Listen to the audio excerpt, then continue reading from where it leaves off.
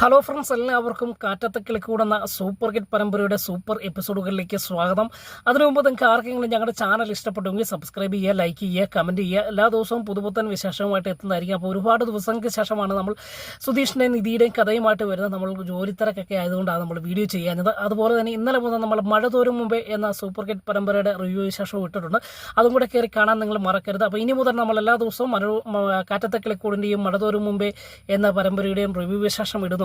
അപ്പം വലിയൊരു പ്രതീക്ഷയോട് കൂടിയാണ് നമ്മൾ വീഡിയോ തുടങ്ങുന്നത്. അങ്ങനെ സുധീഷിൻ്റെ നിധിയുടെയും ജീവിതത്തിൽ വലിയ സംഭവ വികാസങ്ങളാണ് ഇപ്പോൾ നടന്നുകൊണ്ടിരിക്കുന്നത്. അങ്ങനെ തൻ്റെ അച്ഛൻ ഭാസ്കരൻ അല്പം ഒന്ന് എരിവ് കയറ്റിയതിൻ്റെ ആ ഒരു ദേഷ്യത്തിൽ, ആ ഒരു മനോവിഷമത്തിൽ സുധീഷ് മദ്യപിച്ച് നിധിയുടെ മുറിയിൽ കയറി ചെല്ലുന്നു. അങ്ങനെ നിധി ഒച്ച വെച്ച് തൻ്റെ ചേട്ടനായ സുഭാഷിനെയും അതുപോലെ നികേഷിനെ ഹരീഷിനെയൊക്കെ വിളിച്ചു വരുത്തി സുധീഷിനെ അവിടുന്ന് അടിച്ചിറക്കുകയാണ് അല്ലേ. അതിനുശേഷം കാണുന്ന നിധി ആ വീട് വിട്ട് ഇറങ്ങുന്ന ഒരു ഭാഗമാണ് ഈ ആഴ്ചത്തെ അവസാന ഭാഗം കാണുന്നത്. അങ്ങനെ സുഭാഷ് ചേട്ടനുമായിട്ട് സംസാരിക്കുകയും, സുഭാഷ് ചേട്ടാ, എനിക്ക് ആ വീട്ടിൽ ഇനി താമസിക്കാൻ പറ്റില്ല, അതുകൊണ്ട് ഞാൻ വേറൊരു വീട്ടിലേക്ക് വേറൊരു ഹോസ്റ്റലിലേക്ക് മാറുകയാണ് എന്ന് നിധി പറയുമ്പോൾ സുഭാഷിന് ഞെട്ടലുണ്ടായി കേട്ടോ. അതിനുശേഷം സുഭാഷിന് മനസ്സിലായി നിധിയുടെ ഭാഗത്ത് ഒരുപാട് ന്യായമുണ്ട്. കാരണം അന്ന് സംഭവിച്ചത് ഒരിക്കലും സംഭവിക്കാൻ പാടില്ലാത്തതായിരുന്നു. കാരണം 4 ആണുങ്ങൾ മാത്രം താമസിക്കുന്ന ആ വീട്ടിൽ നിധി വന്ന് താമസിച്ച് ഇത്രയും ദിവസം വളരെ സന്തോഷത്തോടു കൂടി പോയി. എന്നാൽ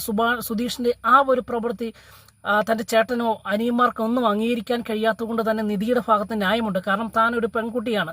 ആ പെൺകുട്ടിക്ക് ഇനി അവിടെ എന്ത് സുരക്ഷിതത്വമാണ് ഉള്ളത് എന്ന് സുഭാഷ് പോലും ചിന്തിക്കുകയാണ്. അങ്ങനെ നിധിയോട് പറയാൻ, മോളെ, എനിക്ക് കാര്യങ്ങളൊക്കെ മനസ്സിലായി. ഇങ്ങനെ ഞാൻ അവിടെ നിൽക്കുവാൻ, നമ്മുടെ വീട്ടിൽ നിൽക്കുവാൻ ഞാൻ നിർബന്ധിക്കുന്നില്ല. മോളുടെ ഇഷ്ടം എന്താണോ അത് ഞാൻ ചെയ്തു തരാം എന്ന് പറയുകയും, അങ്ങനെ നിധി ആദ്യമൊക്കെ സുഭാഷ് ഒന്ന് തടസ്സപ്പെടുത്താൻ, ഹോസ്റ്റലിലേക്ക് മാറുന്നതൊന്ന് തടസ്സപ്പെടുത്താൻ ശ്രമിക്കുന്നുണ്ടെങ്കിലും നിധിയുടെ ഭാഗത്ത് നിന്ന് സുഭാഷ് ചിന്തിച്ചപ്പോൾ സുഭാഷ് ആ തീരുമാനത്തിലേക്ക് എത്തുകയാണ്. അങ്ങനെ നിധിയെ ആ വീട്ടിൽ നിന്ന് ഹോസ്റ്റൽ മുറിയിലേക്ക് മാറ്റുകയാണ്. ഈ ഹോസ്റ്റൽ മുറി ഒരുക്കി കൊടുത്തതും തൻ്റെ പുതിയ ജോലി സ്ഥലത്തെ കൂട്ടുകാരി മുഖേനയോട്ടോ. ആ കൂട്ടുകാരിയും അവിടെ തന്നെയാണ് താമസിക്കുന്നത്. അങ്ങനെ നിധിയും സുഭാഷും കൂടെ ആ വീട് വിട്ട് ഇറങ്ങുന്ന ഒരു ഭാഗമൊക്കെയാണ് വരുന്ന ദിവസത്തെ എപ്പിസോഡ് കാണുന്നത്. അങ്ങനെ ഈ സമയത്ത് നിധി ആ വീട്ടിൽ നിന്ന് പോകുകയാണ് എന്ന് പറഞ്ഞപ്പോൾ സുധീഷ് ഒരുപാട് കാല് പിടിക്കുന്നുണ്ട്. നിധിയുടെ മുൻപിൽ ചെന്ന് ക്ഷമ പറയുന്നുണ്ട്. നിധി അറിയാതെ പറ്റിയതാണ്, എന്നെ ക്ഷമിക്കണം, നീ പോകല്ലേ എന്നൊക്കെ പറഞ്ഞ് കാല് പിടിക്കുന്നുണ്ടെങ്കിലും നിധി അത് അംഗീകരിക്കുന്നില്ല. നിധി പറയാണ്, നിങ്ങളുടെ നാടകമൊന്നും എൻ്റെ അടുത്ത് വേണ്ട. നിങ്ങൾ ഒരുപാട് നാടകങ്ങൾ അരങ്ങേറുന്നുണ്ടല്ലോ, ആ ഒരു നാടകം ഇനി എൻ്റെ അടുത്ത് നടക്കില്ല എന്ന് പറയുകയും, സുഭാഷേട്ടാ, എന്നെ വിടണം, എനിക്ക് ഹോസ്റ്റലിലേക്ക് മാറണമെന്ന് പറയുക. അങ്ങനെ സുഭാഷ് പറഞ്ഞു സുധീഷ നീ മാറി നിൽക്കേ, നിധിയുടെ തീരുമാനമാണ് ഇവിടെ ശരി. ഇനി അവൾ എന്ത് ധൈര്യത്തിലാണ് ഇവിടെ താമസിക്കുന്നത്, അതുകൊണ്ട് നിധിയുടെ സംരക്ഷണം ഞാൻ ഏറ്റെടുക്കുകയാണ്. അങ്ങനെ നിധിയുമായിട്ട് ആ പടി ഇറങ്ങി കേട്ടോ. നിധി അങ്ങനെ ഹോസ്റ്റലിൽ ചെല്ലുന്നു. ഹോസ്റ്റലിൽ ചെന്ന് അവിടുത്തെ ജീവനക്കാരുമായിട്ട് സുഭാഷ് സംസാരിക്കുന്നു. അപ്പോൾ സുഭാഷിനോട് ചോദിക്കുക, നിങ്ങൾ ഈ കുട്ടിയുടെ ആരാണ് എന്ന് ചോദിക്കുമ്പോൾ, ഞാൻ നിധിയുടെ ചേട്ടനാണ് എന്ന് പറയുകയും, അത് നിധിക്ക് ഒരു അഭിമാനമൊക്കെ ആകി കേട്ടോ. അങ്ങനെ ഒരു ഗാർഡിയനായിട്ട് തന്നെ സുഭാഷ് അവിടെ നിൽക്കുകയും, അങ്ങനെ നിധി ആ ഹോസ്റ്റലിൽ തങ്ങുകയും ചെയ്യുന്നൊരു ഭാഗമുണ്ട്. ഈ സമയത്ത് സുഭാഷിൻ്റെ വീട്ടിൽ വളരെ സങ്കടകരമാകുന്ന കാര്യമാണ്, നമ്മുടെ നികേഷിന് ഇത് താങ്ങുവാൻ കഴിഞ്ഞാൽ. നികേഷ് ഏറ്റവും കൂടുതൽ നിധിയുമായിട്ട് അടുത്ത ഒരു വ്യക്തിയാണ്. മാത്രമല്ല തൻ്റെ ചേട്ടത്തിയായിട്ടും അമ്മയായിട്ടും കൂട്ടുകാരിയുമായിട്ടും കൂട്ടുകാരനൊക്കെ ആയിട്ട് നിധിനെ കണ്ട നികേഷിന് നിധി ആ പടി ഇറങ്ങിയത് ഒരിക്കലും താങ്ങാൻ കഴിയുന്നതിനും അപ്പുറമായിരുന്നു.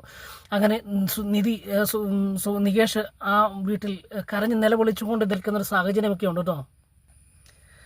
അങ്ങനെ ആ വീട് കിളിക്കൂട് ഒരു മരണവീടിന് തുല്യമായി മാറുകയാണ്. അപ്പം നികേഷ് ആകെ സങ്കടപ്പെടുന്നു. നികേഷിന് അങ്ങനെ സ്നേഹം പ്രകടിപ്പിക്കാൻ അറിയത്തില്ലെങ്കിലും നിധിയുടെ ആ ശൂന്യത, നിധിയില്ലാത്ത ആ വീട് ഒരു ശൂന്യമാകുന്ന അവസ്ഥയിലേക്ക് പോകുന്നു. പരസ്പരം ആരും അങ്ങോട്ടും ഇങ്ങോട്ടും സംസാരിക്കുന്നില്ല. അതിനോടൊപ്പം സുധീഷ് എല്ലാവരുടെ അടുക്കൽ കാല് പിടിച്ച് ക്ഷമ ചോദിക്കാൻ ചെല്ലുമ്പോഴും നികേഷും ഹരീഷും സുഭാഷുമൊക്കെ ഒറ്റപ്പെടുത്തി കളയുകയാണ്. സുധീഷിനോട് സംസാരിക്കുവാൻ പോലും കൂട്ടാക്കാതെ മാറി നടക്കുകയും, അങ്ങനെ സുധീഷ് അവിടെ ഒറ്റപ്പെട്ടു പോകുന്ന ചില സാഹചര്യങ്ങളൊക്കെ ഉണ്ട്. ഇതിനിടയിൽ ഭാസ്കറിന് ഒരു ബോധോദയം ഉണ്ടാകിയ, കാരണം താൻ കാരണമാണല്ലോ ഈ സുധീഷ് അതിൻ്റെ അകത്ത് ചെന്ന് മുറിക്കകത്ത് കയറി ചെന്നത് എന്നൊരു തോന്നലുണ്ടാകുകയും, അങ്ങനെ നിധി എവിടെയാണ് താമസിക്കുന്നത് അറിയാൻ വേണ്ടി ഭാസ്കരനൊരു രഹസ്യ അന്വേഷണം നടത്തുന്നുണ്ട് കേട്ടോ. അങ്ങനെ ഒരു ദിവസം ഭാസ്കരൻ ആ പ്രദേശമെല്ലാം അരിച്ചു പറക്കി തപ്പി. പക്ഷെ എവിടെയാണ് എന്ന് ആരോടും ചോദിക്കാൻ പറ്റാത്തതുകൊണ്ട് തന്നെ സ്വയമായിട്ട് ഭാസ്കരൻ നിധി എവിടെയാണ് താമസിക്കുന്നത്, ഏത് ഹോസ്റ്റലാണ് എന്ന് അറിയാൻ വേണ്ടി അന്വേഷണം നടത്തുകയും ഒടുവിൽ ആ നിധി താമസിക്കുന്ന ഹോസ്റ്റലിൽ എത്തിക്കുകയും ചെയ്യാൻ. അങ്ങനെ ഹോസ്റ്റലിൽ നിന്ന് അറിയിപ്പ് കിട്ടി നിധിയോട് പറയണ നിധിയെ കാണുവാൻ ഒരു ഗസ്റ്റ് ഉണ്ട് എന്ന് പറയാം. അപ്പോൾ പെട്ടെന്ന് ഗസ്റ്റോ എന്ന് ചോദിച്ചുകൊണ്ട് ജനാല വഴി നോക്കുമ്പോൾ ഭാസ്കരൻ റോഡിന് സൈഡിൽ ഒരു വീടിയൊക്കെ വലിച്ച് നിൽക്കുന്ന കാഴ്ച കാണുക. അപ്പോൾ പെട്ടെന്ന് നിധിക്ക് ദേഷ്യം വരും കേട്ടോ. എന്തിനാണ് അച്ഛൻ ഇങ്ങോട്ട് വന്നത് എന്നൊരു തോന്നലുണ്ടാകുകയും എന്തായാലും രണ്ടെണ്ണം പറഞ്ഞിട്ടുള്ള കാര്യം അല്ലെങ്കിൽ ഒന്ന് പറഞ്ഞു വിട്ടാക്കാം, അല്ലെങ്കിൽ ഇനി വന്ന് ശല്യം ചെയ്യില്ലെന്ന് പറയാമല്ലോ എന്നൊക്കെ ഓർത്ത് താഴേക്ക് ഇറങ്ങി ചെല്ലുക. അപ്പോൾ നിധിയെ കണ്ട ഭാസ്കരൻ പെട്ടെന്ന് വീഡിയൊക്കെ എടുത്ത് കളഞ്ഞിട്ട് നീ മോളെ എന്തുണ്ട് വിശേഷം എന്നൊക്കെ ചോദിച്ച് വിശേഷം ചോദിക്കുക. അപ്പം നിധി പറയുന്നുണ്ട് സുഖം, കുഴപ്പമൊന്നുമില്ല അച്ഛാ, എന്താണ് ഇങ്ങോട്ട് വന്നതെന്ന് ചോദിക്കുക. അന്നേരം ഭാസ്കരൻ പറയാണ് മോളെ ഒന്ന് കാണാൻ വേണ്ടിയാണ് ഞാനിവിടെയൊക്കെ ഒരുപാട് ഹോസ്റ്റലിലൊക്കെ അന്വേഷിച്ചു, അവിടെ മോളെ കണ്ടെത്താൻ കഴിഞ്ഞില്ല. അപ്പോൾ അവസാന ശ്രമമായിരുന്നു ഈ ഹോസ്റ്റൽ. അങ്ങനെ മോളെ കണ്ടെത്തി ചില കാര്യങ്ങൾ സംസാരിക്കാനുണ്ടെന്ന് പറയാണ്. അപ്പം നിധി പറയുന്നുണ്ട് അച്ഛാ നമുക്ക് പിന്നെ സംസാരിക്കാം, സുധീഷിൻ്റെ കാര്യമെങ്കിൽ സംസാരിക്കണമെന്നൊക്കെ പറയുന്നുണ്ട്. അപ്പോൾ പറയുന്നു സുധീഷിൻ്റെ കാര്യമല്ല, വേറൊരു കാര്യം പറയാനുണ്ടെന്നും സുധീഷ് അങ്ങനെ ചെയ്യുവാൻ കാരണക്കാരൻ മറ്റാരുമല്ല താനാണ് എന്ന് പറയുകയും ചെയ്യുക. അപ്പോൾ പെട്ടെന്ന് നിധിക്ക് ദേഷ്യം വരിക. എന്താണ് അച്ഛൻ ഈ പറഞ്ഞതെന്ന് ചോദിക്കുകയാണ്. അപ്പം നിധിയോട് പറയാ മോളെ അവൻ്റെ മനസ്സ് അവനോട് ഞാൻ ഇങ്ങനെ തെറ്റ് ചെയ്യണമെന്നും പറഞ്ഞില്ല, പക്ഷേ നിന്റെ ഭാര്യയല്ലേ, അപ്പം നിന്റെ ഭാര്യ നിന്നെ അംഗീകരിക്കാത്ത എന്താണെന്നൊക്കെ ചോദിച്ച് ചെറുതായിട്ട് അവനെ ഒന്ന് എരിവ് കയറ്റി വിട്ടതാണ്. പക്ഷേങ്കിൽ അവന് ഇത്രത്തോളം കടുങ്കൈ ചെയ്യുന്നു ഞാൻ ഓർത്തില്ല എന്ന് പറഞ്ഞ് ഭാസ്കരൻ നിധിയുടെ മുൻപിൽ ക്ഷമാപണം നടത്തിയ താൻ കാരണമാണ് സുധീഷ് അങ്ങനെ വീട്ടിൽ കയറി ചെന്ന് എന്ന് ബോധിപ്പിക്കുക കേട്ടോ.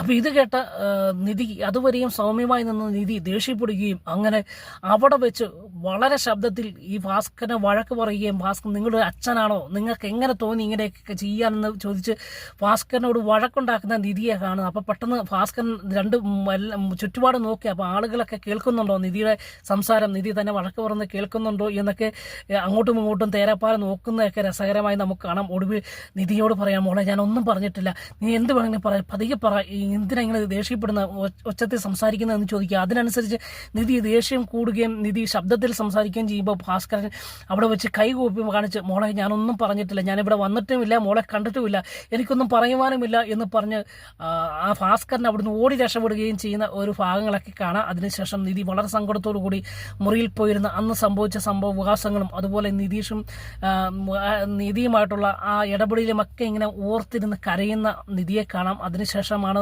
വലിയൊരു വാർത്ത എന്ന് പറയുന്നത്. നമ്മുടെ നികേഷ് ഒരുപാട് കരഞ്ഞ് സങ്കടപ്പെട്ട് ഒറ്റയ്ക്കായി പോയ ആ വീട്ടിൽ പെട്ടെന്ന് തനിക്ക് ശാരീരികമായി അസ്വസ്ഥത ഉണ്ടാകുകയും അങ്ങനെ പെട്ടെന്ന് പനി കൂടുകയും ചെയ്യും. അങ്ങനെ പനി പിടിച്ച് വിറങ്ങലടിച്ച് നികേഷ് അവിടെ ആ മുറിക്കുള്ളിൽ ചുരുണ്ടുകൂടി കിടക്കുന്ന സാഹചര്യമുണ്ട്. ഈ സമയത്ത് പെട്ടെന്ന് സുഭാഷും ഹരീഷും ഓടിച്ചെന്ന് നികേഷിനെ എഴുന്നേൽപ്പിക്കുമ്പോൾ തൊടാൻ കഴിയാത്ത വിധത്തിൽ ശരീരം മൊത്തം പൊള്ളി പഴുത്തു നിൽക്കുന്ന നികേഷിനെയാണ് കാണുന്നത്. അങ്ങനെ നികേഷിന് വെള്ളം കുടിക്കുവാനോ ആഹാരം കഴിക്കുവാനോ എഴുന്നേറ്റ് നിൽക്കുവാനോ കഴിയാത്ത ചില സാഹചര്യമൊക്കെ ഉണ്ട്.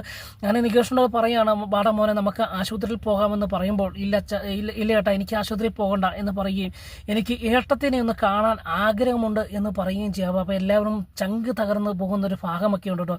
അങ്ങനെ സുഭാഷ് നിധിയെ വിളിക്കുക കേട്ടോ, ഫോൺ ചെയ്ത് വിളിച്ച് കഴിഞ്ഞപ്പോഴത്തേക്ക് നിധി ഫോൺ അറ്റൻഡ് ചെയ്യുകയും അങ്ങനെ ആ വാർത്ത നികേഷിന് പനി എന്നും നിധിയെ കാണാൻ ആഗ്രഹമുണ്ട് എന്നും പറയുമ്പോൾ നിധിയും ചങ്ക് തകർന്നു പോകുന്ന ചില എപ്പിസോഡുകളൊക്കെ വരുന്ന ദിവസത്തെ എപ്പിസോഡിൽ കാണാം.